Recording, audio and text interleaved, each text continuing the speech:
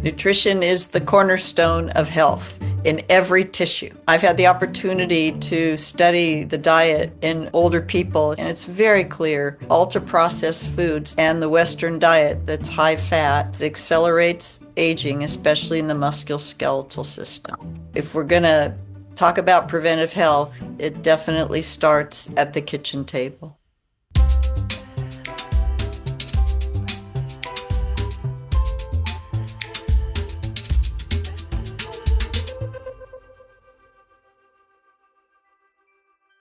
Did you know you grow a new skeleton every 10 years? Your bones are in a constant state of renewal, recycling the old to create new.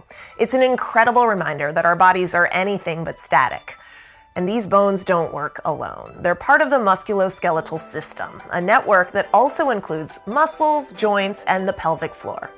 Today's episode is a deep dive into the musculoskeletal system, from our bones to our muscles and pelvic floor.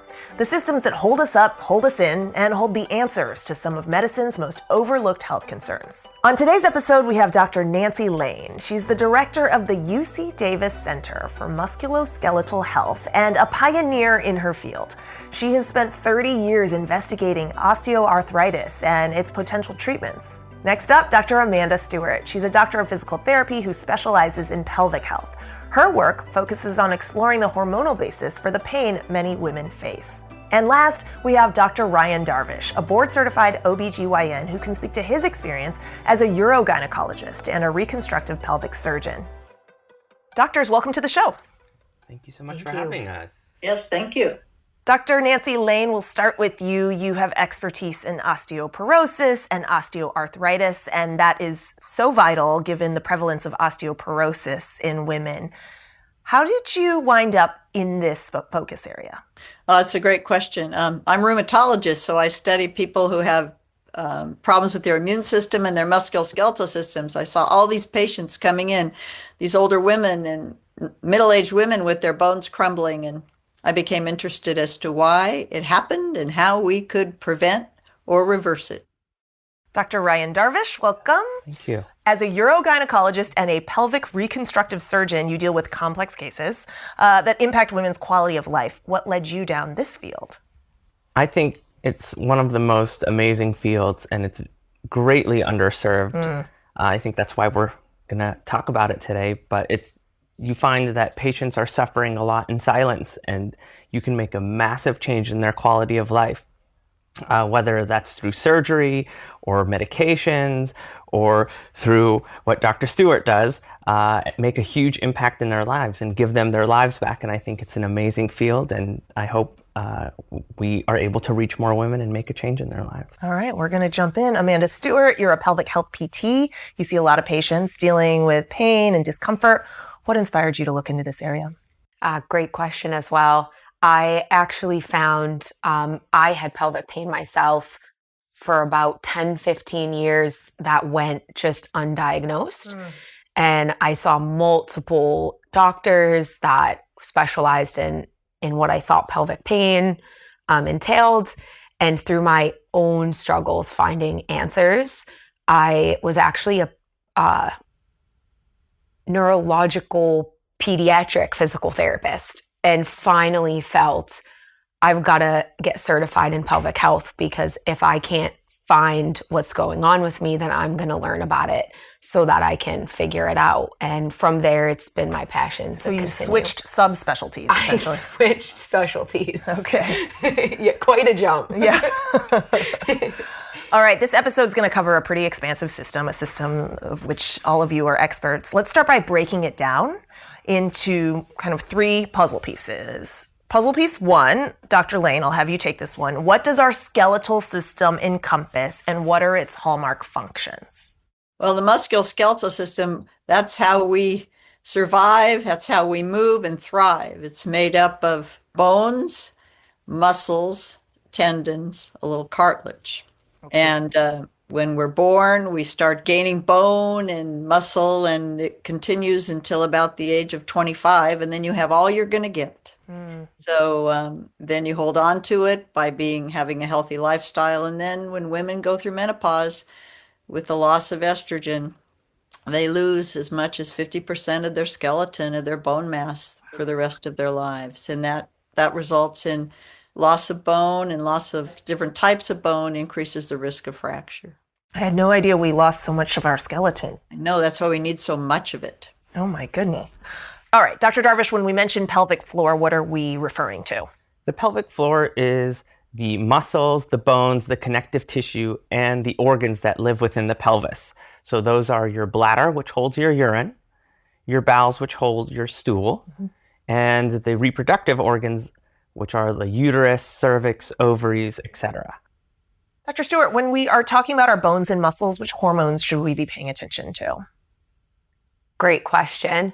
The three biggest that come to my mind, especially in pertinence to pelvic health, would be estrogen, progesterone, and testosterone, all of which I feel to various extents help with the integrity of the tissues, so the level of them being plump, them being healthy, not thinning and being raw. Additionally, I feel we don't think so much about how the bladder has those same receptors, and when estrogen or testosterone or progesterone, what have you, is low, how that doesn't just affect the pelvic floor functioning, but also the bladder. And then we can see symptoms like pain with intercourse, or leakage, or urgency, or burning while urination, etc. Okay. Dr. Lane, how would you describe optimal bone health? Let's establish a healthy baseline. Oh, okay. So I'm going to take you all to the age of 25, and you have achieved your peak bone mass, and you have a good amount of bone, which we have great measurements to figure out what is normal for different races and different sexes. And you've got a lot of bone, both there's two types of bone, a trabecular bone that sits next to your bone marrow that you don't see in the outer rim, which is the cortical bone. And by the measures, you're at T-score of 0, which means you have optimal bone mass for your age and sex. And why that's important is I mentioned to you that when women go through menopause, with the reduction in the estrogen levels, the bone starts turning over. Sadly, it starts turning over with osteoclasts, and they chew up the bone, and they're much better and more efficient than osteoblasts that make the bone. So we lose our bone mass, but we also lose the structure of the bone, and that's what makes it weak. But the more you have at age 25, the more you can lose before you have fragility and you fracture. Kind of flood the zone, if you will, with healthy bone. Exactly. And men are so lucky because they get more bone. So it takes them longer before they have osteoporosis, but they get it. They get it too in their 70s. Let's talk a little bit about osteoporosis. We'll stay with you, Dr. Lane. Can you explain what osteoporosis is for our listeners? Yeah, it's pretty simple, actually. It's a combination of reduction in bone mass and a reduction in bone strength. So with very little force, your bone fractures. So people will tell you, I stepped off a curve, which is maybe 3 or 4 inches high, and they broke a bone in their foot, or they fell from a standing position. It's not just the amount of bone, but that structure that you lose with bone turnover, and the bone becomes fragile and breaks. And most women, I think we have about 30% of women in the United States will have an osteoporotic fracture, at least that many in their lifetime. Are there some preliminary red flags to look for when it comes to osteoporosis?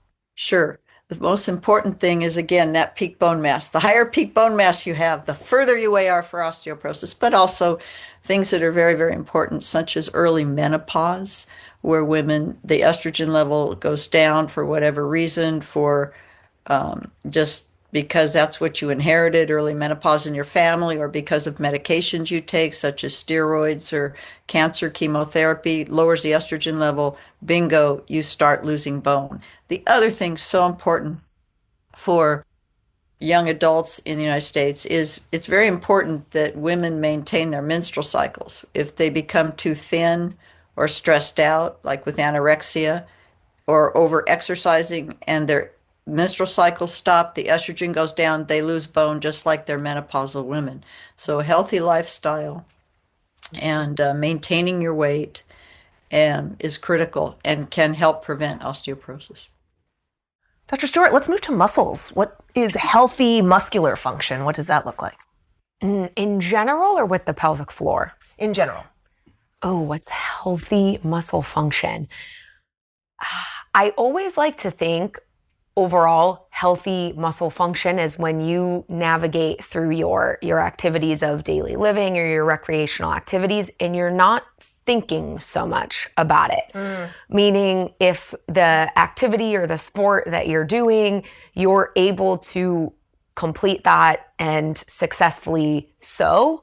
I think when you start thinking, at least if we open up a little bit to the pelvic floor, for example, I always say you shouldn't really have to think about when you go and you pee.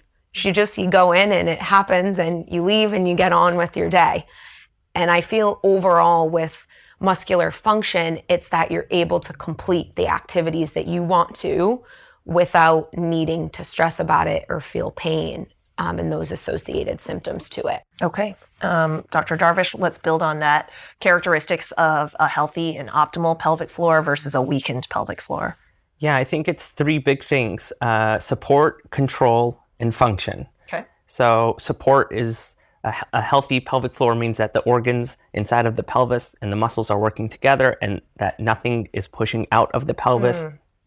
Control meaning that you have control of the bowels and the bladder like we discussed earlier, and control and function kind of work together in that way as well, and that you're able to release your bowels or go pee when you feel like you want to pee and not have to think about it. And so an unhealthy pelvic floor, you may see signs of these things not working the way you would want them to. And so you might have urinary incontinence, which is leaking of urine when you're not ready to go to the bathroom.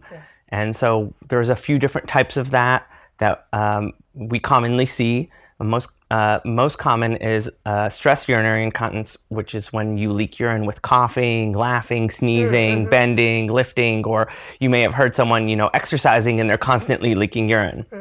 Or urinary urgency and urgent continence is just when you get the sensation that you've got to go to the bathroom, gotta go, and you're on your way to the bathroom, but you just don't make it and you start leaking urine. You can see that with the bowels as well, with accidental bowel leakage or with passing gas when you're not ready to pass gas. And same goes for pelvic organ prolapse, which is when the pelvic organs kind of bulge out through the vagina. And so you might have a sensation of pressure or fullness down into the pelvis or a dull, achy sensation. And you may have the bladder pushing down through the vagina, the uterus, which is the womb, the female reproductive tract, kind of pushing its way down through the vagina, or even the bowels. Dr. Lane, many young people don't really think about their bone health until it's too late. Why do you feel it's essential that young women think about and care about this issue now? Well, it's really important for young adults, teenagers and young adults, but before the age of 25 to really focus on their skeletal health. The combination of good diet, some extra calcium in the diet, and exercise, the muscles and bones, they work together and they become stronger. And the more bone you have at the age of 25, that's going to prevent you from getting osteoporosis for a very long time. And just to establish this connection, why is it important? What's the connection between exercise and bone health or bone density? Yeah, that's a great question. The stresses that you put on the skeleton with exercise, it reacts and becomes stronger. The more you exercise your muscles, they become stronger. Put a little more load on the bone becomes stronger. All works together to give you a very strong and good musculoskeletal system. Okay, great. Doctors Darvish and Stewart, pelvic floor disorders, we started talking about, they're remarkably common. There's a stat that shows 1/3 of all women will be affected by it at one point in our lives, and yet not really talked about that much outside the context of pregnancy and menopause. What gaps in education on this area do you see? I think for a long time, patients have been just keeping this to themselves. Family members don't really talk about it, or they talk about it amongst themselves and they're like, well, I have this too, so this must be normal. And so because many people are suffering together, they feel like this is a normal part of aging and it's absolutely not a normal part of aging. Yes, it is common, and I think the 1/3 of women suffering from this might even be an underestimate because there are so many people we haven't reached yet. Wow. What are some common pelvic floor disorders that you wish women knew more about? So going off Dr. Darvish here, I fully agree with the statement about that it isn't normal just because you age that you leak or that organs should be protruding through the vagina. I think one, that has been a common thought that there is normalcy behind that. One of the bigger gaps, conversely, here is actually women in their 17, 18, 20s, 30s who are having pain that I feel are scared to bring up that they may be having pain with intercourse, per se, because that's one of the biggest conditions. And I feel that that's incredibly vulnerable for women to talk about. And there's been so much, as you had said, more on menopause and postpartum, but we don't talk about these younger women who are having this unexplained pain. How do OBGYNs and PTs work together to address this issue of pain with intercourse? Yeah, I think we are so complementary when it comes to addressing these pelvic floor disorders, pain with intercourse. I think it initially starts with an open and inviting environment where your patient and you have good rapport and they feel confident and they trust you and they're able to disclose these things that are very, very personal and intimate. And once they do that, you can kind of work together to understand. You need a thorough history, of course, from the patient, understanding if they have any other conditions that may contribute to this, when it started, how it started, and then a very detailed but thoughtful clinical examination. You don't want to necessarily cause them pain or suffering when you go through the examination. And once you're able to kind of put all these factors together, that's when Dr. Stewart really comes in. You make the connection with pelvic floor physical therapy, and they really are able to then take the patient through the journey. And I think Dr. Stewart can talk a lot more clearly on that than I could. Thank you. I feel that a thorough evaluation of distinguishing where in intercourse is it painful. For example, is it initially or is it more positionally? Immediately tells me if it's initially, I'm thinking the vestibule, which is that when you open the lips, that shiny tissue there, and that is hormonally mediated. So going off our topic with hormones, I'm immediately thinking, had they ever been on an oral contraceptive or an acne medication such as spironolactone, both of which would decrease free testosterone levels in the tissue and create this thinning, almost abrasion. Versus if they tell me it's a deeper pain, I'm thinking more muscular. And this is a bit more simplified. But for example, what you'd look a little more into to start to see why this pain is occurring. You're speaking about your focus on hormone-driven pelvic health. So while we're on this topic, in what ways do estrogen have an impact on our pelvic health? Wow. Yeah, this is a great expansive topic. I'm like, where do I start? Well, estrogen, gosh, it's great. I mean, it gives you lubrication and it gives you that, I know I'd said this earlier, but like the plumpness, the health of the tissue. And when you have healthy tissue, it just sets a foundation for more normalized urinary function, for any insertion, whether it be during intercourse or during a gynecological exam, for example, that the tissues are just nice and the collagen there is well, so that it is healthy. You'll see with estrogen as well, very protective against infection. And when there is low levels of estrogen, in addition to what we had talked about with some of the urinary dysfunction or pain, there's also a correlation with recurrency of UTIs or BV that just seem like they come and they go when women take the antibiotics, but then they come back again. So estrogen, I feel, has such a profound effect on the functioning. Dr. Darvish, what causes hormonal imbalances in women? Because we're not just talking about like a certain amount of estrogen, but really the balance of estrogen to other hormones, right? And so when things get out of whack, why are they out of whack? That's a really broad topic, and it can vary depending on the patient's age, any medications that they're taking, if they suffer from any chronic illnesses. For example, if they're taking any chemotherapy, that can certainly affect their hormone levels. That's an extreme example, of course, but unfortunately a common one. And so there's numerous factors that can cause hormonal imbalances. And then there's ones that we see very commonly, like a woman going through menopause in her 50s, for example. So it really depends on a wide variety of factors. There's not one single thing that causes hormonal imbalances. Dr. Lane, why don't we talk about different stages in a woman's life, pregnancy and then menopause later. How do these stages affect our estrogen levels? Oh, yeah. Estrogen levels are not static, and they go up quite a bit with pregnancy, and that's so important because there's a lot of hormonal influences on the mother and the baby.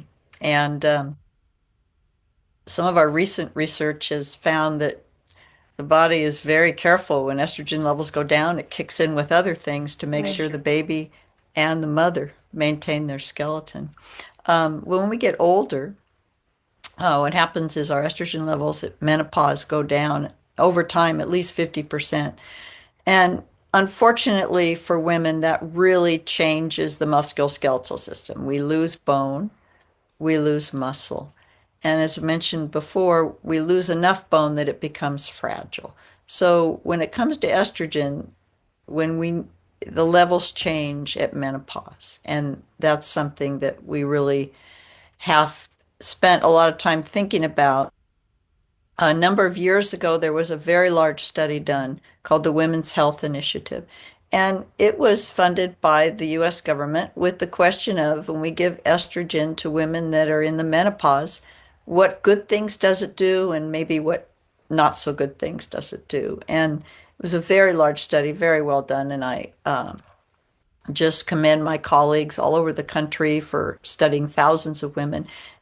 But we learned a few things, and that is that estrogen is very good for bones and probably pretty good for mental functioning, but there are risks of breast cancer and strokes with estrogen in some women.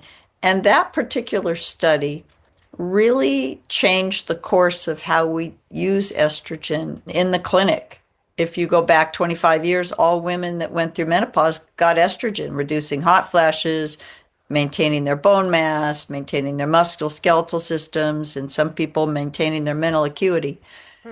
But after the Women's Health Initiative report, people pulled back. So now we have a whole generation of women without estrogen.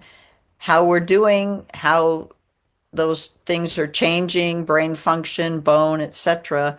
We have other medications for bone, but not for other things, and we're still in this very tenuous zone.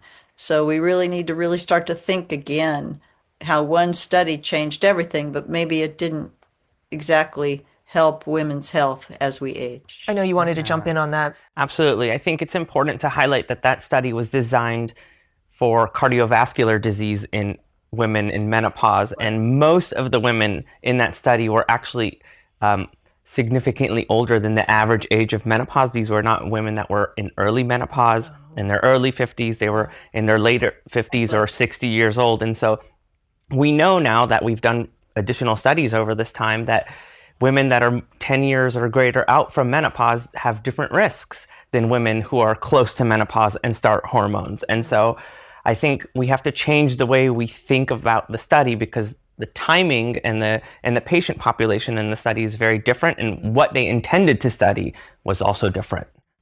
Dr. Lane, while we're on the topic of studies, you were recently part of one that found a new hormone in breastfeeding moms.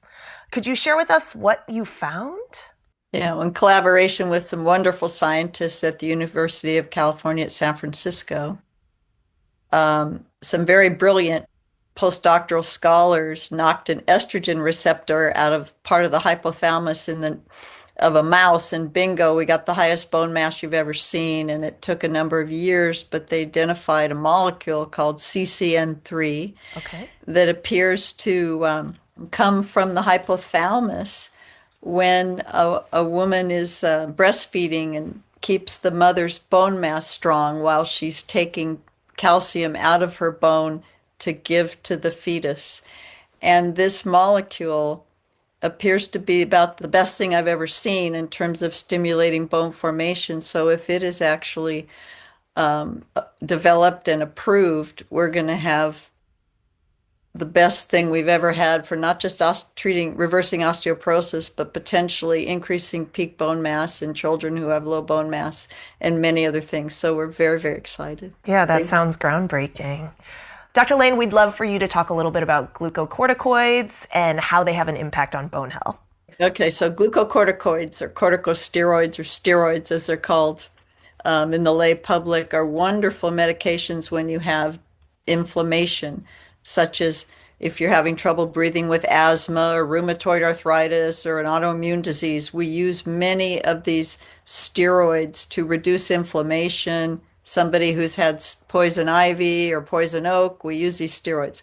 Short term, they're fine. We use them longer. They just they just drain the skeleton of bone. And so we've been working to understand why that occurs and also looking to reverse it. Dr. Lane, you were talking about bone health during menopause, but Dr. Darvish, I'd like to dig in a little bit more specifically on genitourinary syndrome of menopause. Can you tell us a little bit about that? This is a very common syndrome. The North American Menopause Society estimates that at least 40% of women will experience this syndrome, and it's a compilation of symptoms that include vaginal dryness, pain with sex, vaginal itching, abnormal vaginal discharge, and then urinary symptoms like urinary urgency, urinary frequency. And so we are seeing this and identifying this more and more in patients that are in perimenopause or in menopause, and it is treatable. It's the most important thing to know about it. Generally, how is it treated? I think that's important to discuss with your provider because it's treated differently based on different patient characteristics. There are many topical treatments that can vary from over-the-counter creams, lubricants, hyaluronic acid, or prescription medications like vaginal estrogen cream, which can help to revitalize the tissue, like Dr. Stewart mentioned earlier. Dr. Lane, let's just jump back to osteoporosis. How might osteoporosis have an impact on the pelvic floor? Well, that's a great question because we sometimes think about osteoporosis and we think about, okay, bones get weak, they break. But they're really the bones and the muscle are all together. So when the bones weaken, the muscle weakens, and then unfortunately the muscles around the pelvic floor attached to those bones weaken too. So it's all an integrated system. Now, on to osteoarthritis. There was a new study that associated ultra-processed foods with osteoarthritis. What relationship exists between our bone health and nutrition? Well, nutrition is the cornerstone of health in every tissue. I've had the opportunity to study the diet in older people, especially older men, for a number of years. And it's very clear, every study we do, every paper it's written, is that ultra-processed foods and the Western diet that's high fat tends to affect all organs. It accelerates aging, especially in the musculoskeletal system. So that Western diet that's high in fat and protein tends to have worse bones, worse joints than the Mediterranean diet that's filled with more vegetables and nuts. And so if we're going to talk about preventive health, it definitely starts at the kitchen table. Dr. Stewart, conditions within the musculoskeletal system and pelvic system can obviously have an impact on our mental health. Can you speak to the links between these symptoms and women's stress or anxiety? Sure. That is a big topic as well. I think often with pelvic health and dysfunction in the pelvic floor, it does, of course, affect your psyche, how you feel about yourself. Of course, if you're having problems with leakage or pain with intercourse is affecting your relationships, or you're leaking feces, all of those things affect how you feel about yourself, how you function in society. And there is a very definitive stress response towards that, an alteration of your daily activities around not leaving the house at certain times, or feeling like you're not, and I'm using quotations here, good enough for your partner if you can't enjoy or want to have intercourse. So I do find by the time patients get to me, there is already a lot of anxiety, a lot of stress, and a lot of just feeling of defeat towards what they've been dealing with for a long time. Dr. Darvish, can the reverse be true? Could you be a woman going through a lot of depression and anxiety and then see that show up in your body in various systems? I think it affects all of the systems. When you are going through depression, anxiety, any other mental health condition, and it affects your ability to sleep, it affects your ability to interact with others, to ask for support. And so these things are all kind of interconnected. We know that sleep is so important for our health. It's important for our mental health. It's important for our physical health. And if that's being damaged in any way, the dominoes just kind of keep falling. Yeah. So absolutely, I think these are all very much connected, and working to alleviate any depressive symptoms, anxiety symptoms, getting mental health treatment, as you would for any other kind of health concern, is very, very important. Can I just add something in to this topic? Dr. Darvish, you brought up stress and sleep. And I find that we so often don't always press into how people are sleeping. And with a deficiency in sleep, our bodies make more cortisol. And the same pathway that regulates cortisol also regulates our progesterone and our testosterone. Cortisol, the stress hormone. Correct. And when cortisol, there's too much of it, it steals our progesterone and steals our testosterone. And this is quite a complex pathway, so I'm simplifying it. But that does result in physiological changes in the pelvic floor tissues as well. While we are on this topic of everything being connected, could you link pelvic floor health with gut health? How is it tied? Yes, absolutely. I love functional nutrition, lifestyle, and tying that in with pelvic health, particularly when there is pelvic floor tension or tightness. You can often see that people will be constipated because the muscles are sort of squeezing around that rectal canal. And stool, the formation of it will actually change. Patients may talk about this thin, log-like, narrow, and sensation of incomplete emptying. And then later resulting in bloating. So you'll see this constipation, this bloating, this struggling to get the bowel movements out. And then you can imagine how that would sort of back up the intestinal tract from there. Dr. Stewart, we'll stay with you. How does the pelvic floor impact our breathing and vice versa? Awesome question there. With breathing, I like to reference here diaphragmatic breathing, which ultimately means that when we breathe through the diaphragm, we're expanding at the rib cage. And I like to imagine that a good diaphragmatic breath is 360 degrees, as in your rib cage, front and back, and the sides are all having nice expansion. When that happens, It's going to push down gently on the pelvic floor, and that causes movement. We like movement. If not, the pelvic floor just stays kind of bundled up in the pelvis there.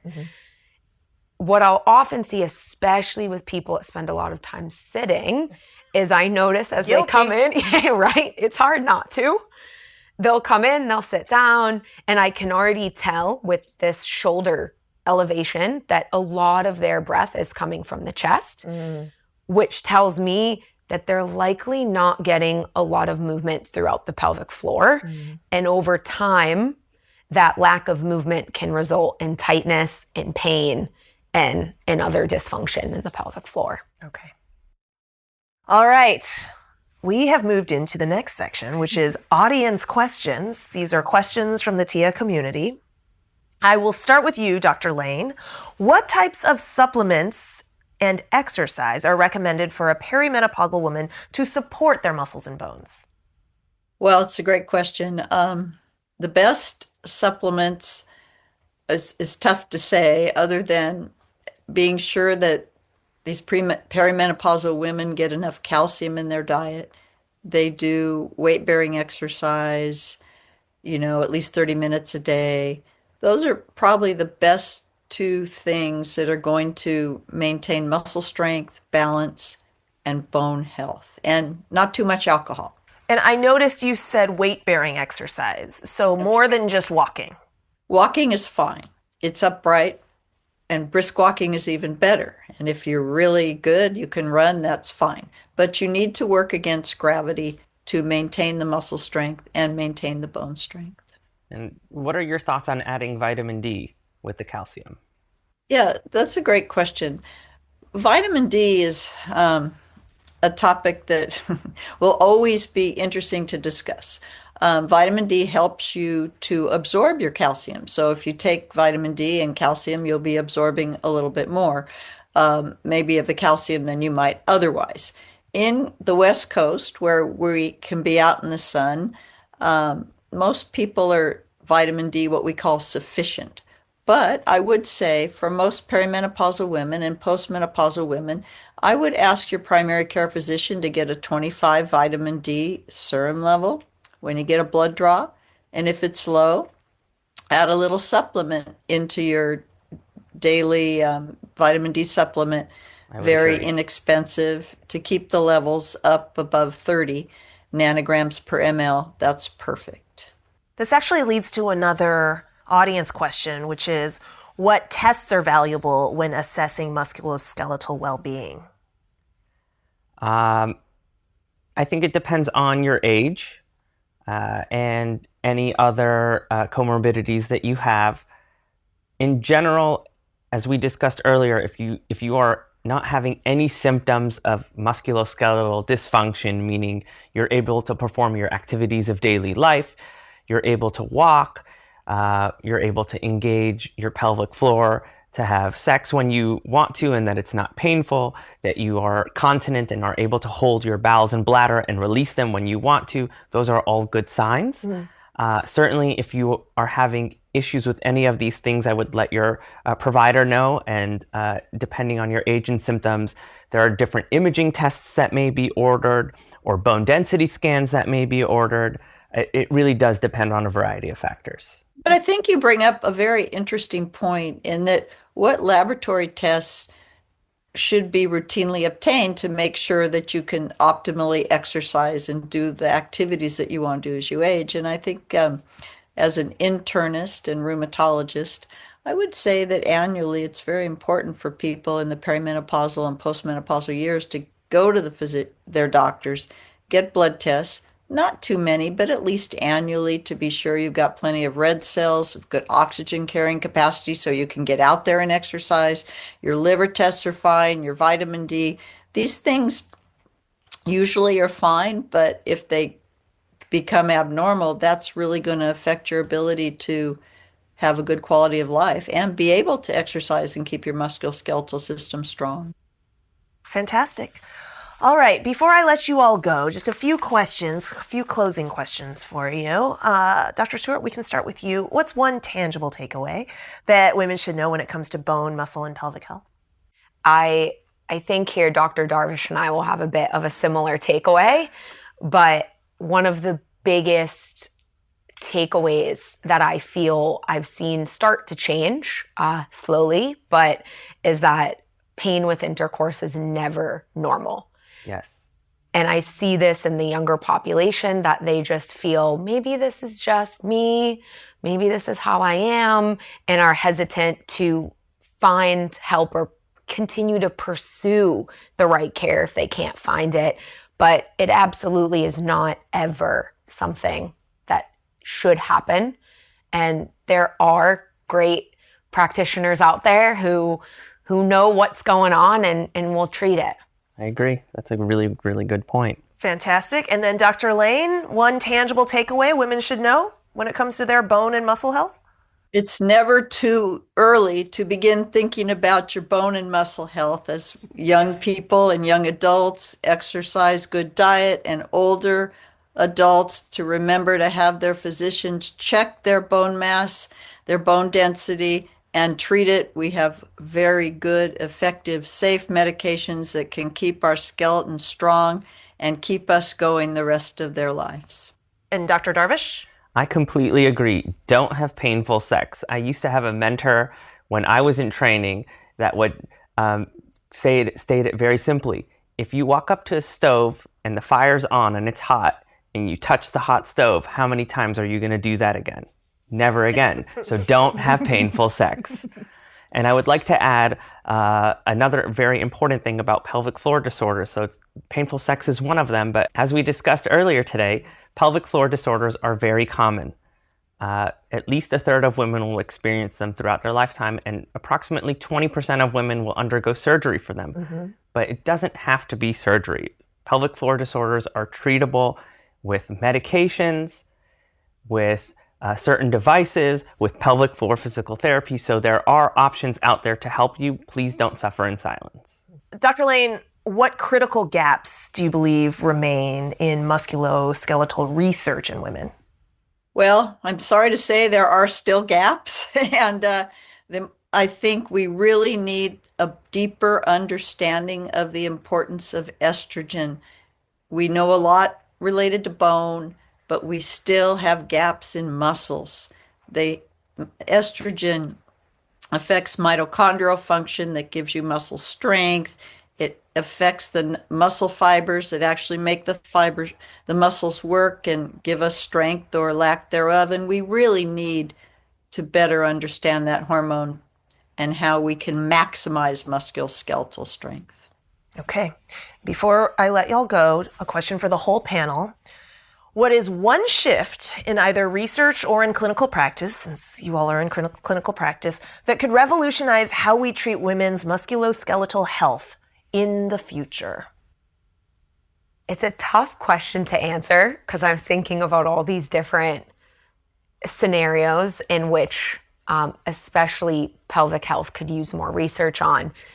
The first that came to my mind is I do think that there is a gap in just informing young women about oral contraceptives and acne medication and how that could lead to painful intercourse. And I'm not saying not to take those things. I just think that they should have a right to know so that if something changes, they can do something about it before just going years and years and years without treatment. Okay. Dr. Lane, anything that you think could revolutionize the way we treat women's musculoskeletal health? Maybe your study. I think we need to go back. The gap is understanding estrogen in the early menopause, in ages 50 to 60, how we can figure out how best to use estrogen to maximize musculoskeletal health. Okay.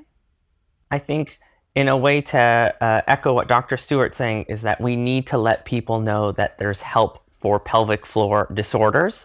This needs to be a discussion not amongst family members or friends in private, but with your primary care provider, and that we need to do a better job of letting primary care providers know that we exist and that we can help treat these conditions and that it's not normal. And so I think that's a really important shift that needs to be made. Okay, these doctors are here for you all. Doctors Lane, Stewart, and Darvish, thank you so much. Thank you for having us. Thank you for having us.